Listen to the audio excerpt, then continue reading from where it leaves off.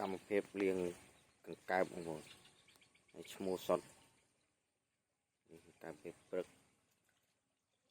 នេះភ្លៀងអោបគ្នាតងាប់បងប្អូនខ្លះប្រឡែងខ្លះមិនប្រឡែងទៅឆ្លក់ទឹកងាប់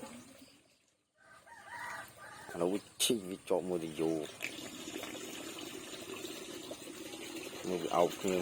អោបគ្នាប្រឡែងនេះតងាប់មួយបាត់នេះគឺទៅយូរទឹកដែរខ្ញុំដោះទឹកទៅអត់បានប្រកាសទេបងប្អូនស្ងាត់ហើយឥឡូវខ្ញុំរវល់មើលទៅវាអោបគ្នាច្រើនគូនេះសិតឈ្មោះសុតបងប្អូនតែខ្ញុំអត់បានប្រកាសព្រោះមេឃវាភ្លៀងរាល់ថ្ងៃបងប្អូន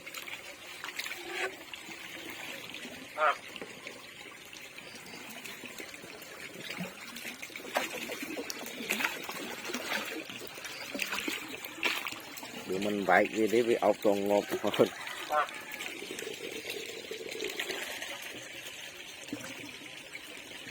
មេឃភ្លៀងរាល់ថ្ងៃលហើយខ្ញុំអត់ប្រកាសទេខ្លាចវាខូចពើងយើងអញ្ចឹងវាមានកម្ដៅព្រោះពើងកង្កែបវាទៅការកម្ដៅថ្ងៃដែរឥឡូវម៉ោង7ហើយមេឃអត់បើកថ្ងៃទេបងវីដេអូគឺខ្ញុំលាងទឹកអាឈ្មោះហើយខាងនេះគឺមេបងខាងនេះគឺមេហើយអានេះក៏មេដែរគឺមាន2វគ្គមេចឹងហើយខ្ញុំត្រូវស្រីវាដូរទឹកដូរអីវាសិនបងប្អូនសម្អាតវាជារៀងរាល់ថ្ងៃ